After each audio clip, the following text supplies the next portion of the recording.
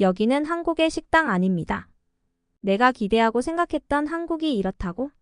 황당한 표정으로 독일에서 온 여기자가 두리번거리고 있습니다. 굉장히 실망하고 난감한 표정인데요. 도대체 무슨 이유로 이렇게 당황한 표정을 짓고 있을까요? 오늘의 이야기를 시작합니다. 안녕하세요. 저는 독일 베를린에 살고 있는 소피아라고 합니다. 저는 잡지사 기자로 일하고 있는데요. 아주 좋은 기회로 태어나 처음으로 정말 방문하고 싶었던 한국을 방문하게 되었습니다. 독일에서는 영화나 음악 산업뿐만 아니라 음식과 생활 방식까지 한류가 많이 퍼져 있으면서 요새 한류 열풍이 대단하답니다. 이 때문에 저희 잡지사에서는 독자들의 요청을 받아 한국에 대한 기획기사를 작성하게 되었습니다. 독일 사람들이 잘 모르는 한국의 모습을 소개하는 특집 기사를 시리즈로 준비하게 된 거지요. 잘 알려지고 익숙한 영화나 음악뿐만 아니라 아직 독일 사람들이 잘 모르는 한국의 일상생활 속에 숨겨진 한국의 저력이 분명히 있을 테니 그것을 알아보자는 취지였습니다.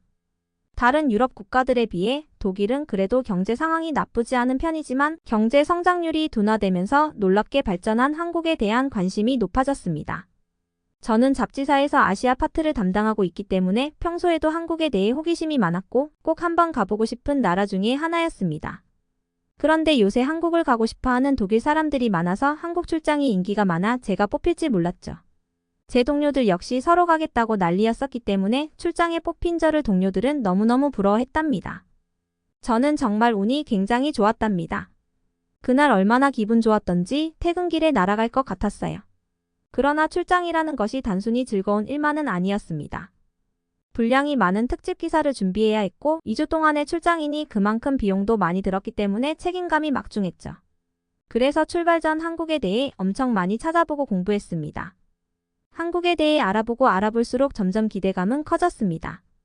한국은 독일보다 더 역동적이고 다이나믹한 인상이 강했습니다. 드디어 저는 태어나서 처음으로 가보는 한국이라는 나라에 대한 설레임과 그곳에서 새로운 체험을 할 수 있겠다는 기대감 그리고 약간의 책임감과 부담감을 안고 한국에 입국했습니다. 한국의 신문사와 연계해서 직접 한국의 가정집을 체험하며 기사를 쓸 예정이라 한국 신문사 기자분이 인천공항에서 저를 맞이해 주었고 그 기자분의 밝고 긍정적인 에너지는 한국에 대한 첫인상을 좋게 만들어 주었습니다. 기자분은 독일어와 영어를 유창하게 구사해 소통에 어려움도 전혀 없었습니다. 인천공항은 듣던 대로 정말 크고 넓었는데 많은 공기업 직원들, 비즈니스맨들, 외국인들이 바쁘게 움직이고 있었고 라운지에서는 조용히 커피를 즐기는 사람들도 많았습니다. 제가 기자라서 웬만한 공항은 여러 곳을 가봤는데요.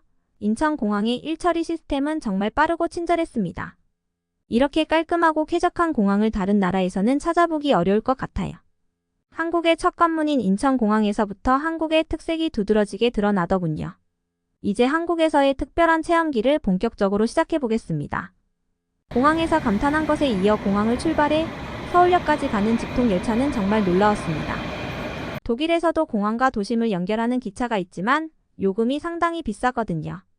한 번 타고 가는데 한국 돈으로 거의 3만 원인데 한국에서는 이 직통 열차를 독일의 3분의 1 가격으로 이용할 수 있었고 지정 좌석 덕분에 장시간 비행 후에도 편안하게 이동할 수 있었습니다. 숙소까지 이동하면서 힘들고 불편하게 갈 거를 조금 걱정했는데 이렇게 쾌적하게 서울 시내로 이동할 수 있는 좋은 시스템을 갖추고 있다는 점이 정말 인상 깊었어요. 직통으로 가는 열차도 있지만 시간이 조금 더 걸리는 일반 열차는 4,500원가량이라 독일과는 비교도 되지 않는 금액의 양질의 공공 서비스가 제공된다는 점에서 굉장히 좋은 인상을 받았습니다. 시작부터 이번 출장은 정말 환상적일 것 같은 느낌이 들었어요. 저는 일단 호텔로 가서 짐을 풀고 잠시 쉬기로 했습니다. 한국 기자분이 호텔까지 저를 친절히 안내해 주셨죠. 호텔로 가는 도중 한국의 시민의식에 대해 다시 한번 놀라게 되었습니다. 첫날부터 놀라는 일이 한두 가지가 아니네요. 저는 서울 시내 중심에 있는 호텔에 묵을 거라 시내 중심으로 이동했는데요. 때마침 직장인들의 퇴근 시간과 겹치게 되었어요. 각각의 빌딩들에서 쏟아져 나오는 수많은 사람들을 보게 되었는데 아무도 길거리를 지나가며 담배를 피우지 않는 거예요. 간혹 골목 옆이나 흡연 부스에서 피우는 사람들은 보였지만 길거리에서 대놓고 피우는 사람은 거의 없더라고요. 저는 호흡기가 좋지 않아서 담배 연기를 무척 싫어하기 때문에 유럽의 나라들 사람들이 길을 가면서 아무렇지도 않게 담배를 피며 걸어가면 그 담배 연기에 저는 몹시 괴롭거든요. 저는 한국 사람들의 이런 모습을 보고 너무 놀라워서 함께 한 한국 기자분께 물어보니 한국에서는 대다수의 사람들이 공공장소에서 담배를 피지 않는 매너를 늘 지키고 있다고 하더라고요. 한국에서는 집안에서 담배를 피우면 싸움이 날 만한 일이고 아기 엄마가 아이가 있는 곳에서 담배를 피우는 건 상상도 못할 일이라고 했습니다. 담배에 대한 인식 하나만 봐도 한국은 배려심과 시민의식이 굉장히 높다고 느껴졌죠. 이렇게 첫날의 놀라움과 설렘을 뒤로하고 앞으로의 한국 여행과 취재가 얼마나 흥미로울지 기대가 큽니다. 여러분께 계속해서 흥미로운 이야기를 전해드리겠습니다. 그렇게 한국 기자분과 헤어지고 잠시 쉰 뒤 저녁을 먹으러 나왔어요.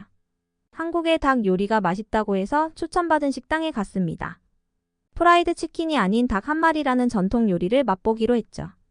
한국에서 전통적으로 끓여 먹는 닭 요리라며 꼭 먹어보라는 추천을 받았거든요. 기대에 부푼 마음으로 식당에 자리를 잡았습니다. 그러나 기분 좋았던 첫인상이 한순간에 무너지고 말았습니다. 아니, 저에게 이상한 색깔의 물을 주는 거예요. 한국은 유럽처럼 석회질 물이 나오는 나라도 아니고 위생 상태가 나쁜 것도 아닌데 이렇게 이상한 색깔의 물을 내놓다니 믿을 수가 없었어요. 오래된 가게라 일부러 찾아왔는데 외국인이라서 무시하는 건가 싶기도 했습니다. 이렇게 몇몇 사람들 때문에 한국에 대한 인상이 망가질 수 있다는 걸 왜 모르는지 화가 났어요. 어이가 없어 팔짱을 끼고 앉아 있었는데 직원들은 별다른 표정 없이 음식을 차려주기만 했습니다. 혹시 외국인 차별인가 하는 생각에 화가 머리끝까지 치밀어 올라 번역기 앱을 켰습니다. 깨끗한 물을 주세요 라고 번역기를 통해 요청했더니 직원이 당황한 듯한 표정으로 다시 그 물을 내오는 거예요. 정말 어이가 없었습니다. 뭐 하는 건지 도무지 이해할 수 없었어요. 출장이 계속 이렇게 불쾌할까봐 걱정이 되기 시작했죠. 그런데 배가 너무 고픈 거예요. 화는 나지만 밥은 먹어야겠기에 번역기를 다시 돌려서 이 물 말고 깨끗한 물을 주세요. 기분이 나빠요 라고 입력해서 보여줬습니다. 그러자 식당 주인의 눈이 휘둥그레지더니 웃음을 터뜨렸습니다. 그리고 젊은 직원에게 무슨 말을 하더군요. 상황을 이해하지 못한 채 당황하고 있는데 젊은 직원이 다가와 설명해줬습니다. 알고 보니 그 물은 보리차라는 전통 음료였습니다. 보리차는 한국에서 흔히 마시는 음료로 건강에도 좋고 소화를 돕는다고 하더군요. 처음에 이 차의 정체를 알았다면 오해하지 않았을 텐데 잘 몰라서 곤란하게 만들었다는 생각에 얼굴이 화끈거렸습니다. 저는 식수는 투명한 물이라고만 생각했거든요. 연신 사과하며 물 때문에 시간을 끌었던 것에 대해 죄송하다고 했습니다. 음식이 좀 식었을 텐데도 다시 데워주면서 프로페셔널한 모습을 보여준 식당 사장님께 감사했어요. 약간의 오해로 벌어진 일이었지만 이런 한국의 문화 차이를 기사로 다루면 좋겠다는 생각이 들었습니다. 다른 외국인들도 비슷한 오해를 할 수 있으니 미리 알려주는 것이 좋겠죠. 물론 이 식당의 맛있는 닭 요리와 친절한 서비스를 꼭 소개해야겠다고 마음먹었습니다. 유럽 사람들도 한번 먹어보면 분명 좋아할 것 같아요. 식사를 마치고 시계를 보니 벌써 8시가 넘었더라고요. 너무 늦었다는 생각에 서둘러 식당을 나왔습니다. 하지만 한국의 반짝이는 야경이 눈길을 사로잡아 발걸음을 멈추게 했습니다. 독일에서는 밤이 되면 거리에 사람들이 거의 없어서 다소 썰렁하고 무섭게 느껴지기도 하는데 한국은 밤에도 활기찬 분위기가 인상적이었습니다. 그 아름다운 야경을 사진으로 찍어 직장 동료들에게 보냈더니 모두가 감탄했습니다. 동료들이 야경을 즐겨보라고 했지만 늦은 밤에 밖을 돌아다니는 것이 익숙하지 않아 조금 어색하더라고요. 그리고 그날 가장 기대했던 순간이 다가왔습니다. 바로 샤워 시간이었죠. 지금 한국 분들은 이해하기 어렵겠지만 유럽에서는 수돗물을 틀면 석회수가 나옵니다. 독일은 그나마 유럽 국가들 중에서도 좋은 물을 제공하는 편이지만 석회수 없는 물을 처음 만나보니 너무 설레었어요. 욕조에 몸을 담그고 손발이 쪼글쪼글해질 때까지 시간을 보냈습니다. 나와서도 피부를 계속 만지며 감탄했어요. 정말 뷰티의 완성은 이 물이 아닐까요? 한국 연예인들의 매끄러운 피부의 비밀이 바로 이 물 때문이라고 확신했습니다. 이렇게 깨끗하고 상쾌한 느낌은 처음이었거든요. 맨날 이런 물에 씻을 수 있다니 한국 사람들은 정말 축복받은 땅에 살고 있다는 생각을 하며 잠이 들었습니다. 첫날부터 한국은 기대를 뛰어넘는 멋진 나라였습니다. 다음날 한국에서의 새로운 하루가 시작되었고 앞으로 더 많은 경험이 저를 기다리고 있다는 생각에 가슴이 설렜습니다. 다음날 한국의 일상을 직접 체험하기 위해 한국 기자분의 집으로 가기로 했습니다. 한국 기자분의 도움으로 한국 생활을 체험하고 그 경험을 바탕으로 독일인의 시각에서 본 한국의 모습을 한국 신문사와 인터뷰하기로 했죠. 이는 서로에게 도움을 주는 좋은 기회라고 생각했습니다. 일반적인 여행에서는 그 나라의 가정집을 방문해 볼 기회가 드물기 때문에 더욱 기대가 되었습니다. 그러나 그날 아침부터 놀라운 일이 생겼습니다. 한국 기자분이 오전에 일이 생겨 호텔로 픽업을 올 수 없다고 해서 택시를 타고 오라는 메시지를 받았어요. 독일에서 택시를 타는 일이 드물어서 조금 망설였죠. 독일에서는 택시비가 매우 비싸서 13km 정도의 거리를 이동하려면 한국 돈으로 약 10만 원이 듭니다. 그래서 평소에는 택시를 거의 타지 않아요. 하지만 회사 비용으로 처리할 수 있어서 큰맘 먹고 택시를 타보기로 했습니다. 외국에서 이렇게 마음 편하게 택시를 타다니 한국의 택시 요금이 저렴한 것뿐만 아니라 택시기사분의 친절함과 앱으로 택시를 호출하고 이동 경로도 확인할 수 있는 모든 과정이 완벽하게 이루어졌습니다. 외국인이라고 해서 택시가 돌아가거나 바가지를 씌우는 일에 대한 걱정도 전혀 없었습니다. 한국의 기술은 이렇게 일상생활 속에서도 빛나고 있다는 생각이 들었습니다. 택시를 타고 이동하는 동안 한국의 거리와 풍경을 관찰할 수 있었어요. 깔끔하고 질서정연한 모습이 인상적이었습니다. 목적지에 도착하고 한국 기자분의 집에 들어서자 신기한 것들이 눈에 들어왔습니다. 특히 현관문이 너무 흥미로웠어요.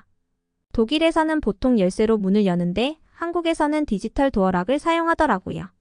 독일에서는 디지털 도어락을 거의 사용하지 않습니다. 학교나 주거 공간 할 것 없이 현관문은 모두 열쇠로 열어야 해요. 집 열쇠, 회사 열쇠 등 여러 개를 따로 들고 다녀야 합니다. 도어락을 실제로 본 적이 거의 없는데 한국 사람들은 새로운 편리함을 빠르게 받아들이는 사회라는 생각이 들었습니다. 독일도 이런 점을 배울 수 있으면 좋겠어요.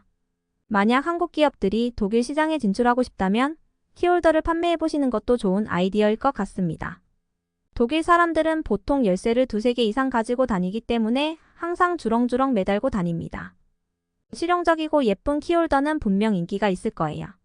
한국의 디자인 감각을 살려 독일 시장에 맞춘다면 충분히 성공할 수 있을 것 같습니다. 집 안으로 들어가니 따뜻한 바닥이 발을 감싸는 느낌이 정말 좋았습니다. 독일에서는 주로 라디에이터로 난방을 하는데 한국은 온돌이라는 바닥 난방을 사용하더군요. 바닥이 따뜻해서 몸이 녹는 기분이었어요. 한국 기자분이 바닥에 앉아보라고 해서 앉았더니 정말 포근하고 편안했습니다. 잠시 동안 잊고 있었던 피로가 싹 풀리는 느낌이었어요. 라디에이터는 아무리 틀어봤자 한계가 있었는데 이렇게 따뜻한 바닥은 처음 경험해 보았어요. 한국의 가장 보편적인 주거 문화를 경험해 보고자 시도해본 일인데 저는 정말 그 따뜻한 바닥을 지금도 잊을 수가 없습니다. 호텔보다 쾌적한 가정집이었고 한국의 어느 가정집이나 이렇게 추운 겨울엔 따뜻하게 보일러를 틀고 지낸다는 게 정말 부러웠어요. 그리고 저는 한국 기자분이 직접 준비해주신 한식으로 멋진 점심을 즐겼습니다. 제가 맛본 한국 가정식은 정말로 건강하고 영양소가 균형 잡혀 있었으며 정성이 듬뿍 담겨 있다는 느낌을 받았습니다. 다른 아시아 국가 사람들에 비해 한국인들의 체격이나 외모가 유독 뛰어난 것은 한식 덕분이 아닐까 생각이 들더군요. 맛있는 식사를 마치고 나서 디저트로 과일을 먹으며 이런저런 대화를 나누었습니다. 그러다가 저는 깜짝 놀라 체할 뻔했죠. 너무 많이 먹어서가 아니라 충격적인 이야기를 들어서였습니다. 제가 한국에 대해 가장 궁금했던 것 중 하나는 바로 의료 시스템이었습니다. 한국의 의료 시스템은 세계적으로 우수하다고 알려져 있는데 실제로는 어떤지 이용하는 사람들은 불편함이 없는지 알고 싶었죠.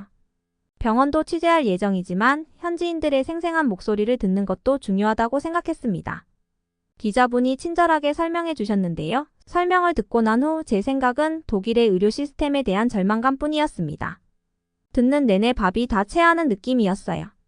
독일에서는 의료보험이 의무적이지만 가족이 있으면 가족마다 따로 가입해야 합니다. 한 가족이 매달 150만 원 정도를 지불해야 하죠. 한국 기자분은 피부양자 제도가 없냐며 놀라워했어요. 독일에서는 그런 제도는 들어본 적도 없다고 했습니다. 그리고 그렇게 보험료를 내도 병원에 갈 때마다 추가 비용이 발생합니다. 부인과 검진을 받았는데 이상이 있어 30분 정도 상담만 했는데도 33만 원이 청구되었어요. 피부과에 가서 단순한 진찰을 받고 쉬면 나을 거라는 얘기를 들었을 뿐인데도 8만 원이 나왔습니다. 그러다 보니 웬만해선 병원에 가지 않게 되죠. 이쯤 되니 저를 무척이나 안타깝게 보시더라고요. 독일의 의료비가 미국 다음으로 세계에서 2번째로 높다는 사실을 모르셨던 것 같아요. 치과 이야기는 더 끔찍합니다. 의무 의료보험에 치과 치료는 포함되지 않아서 별도로 돈을 내야 해요. 결국 돈이 없으면 치과 치료를 받기가 어렵습니다. 이 때문에 베를린에서 가까운 폴란드의 슈체친이라는 도시에 독일인을 대상으로 하는 치과가 많이 생겼습니다. 독일에서 치과보험에 가입하기보다는 저렴한 폴란드 병원을 찾는 사람들이 많아졌거든요. 그곳에서는 치아 전체를 덮는 크라운 치료 비용이 독일의 절반밖에 안 됩니다. 어이가 없죠? 제가 보험사를 바꾸려고 여러 회사를 상담해 봤는데 보험료가 너무 비싸서 차라리 폴란드에서 치료받으라는 조언을 받기도 했어요. 더 이야기해서 뭐 하겠어요? 그냥 한국 분들이 몹시 부럽다는 말밖에 할 수 없네요. 앞으로 남은 취재 기간 동안 한국 사람들을 대상으로 거리 인터뷰를 진행할 예정입니다. 또한 재래시장 탐방과 한국의 박물관, 궁투어도 계획 중입니다.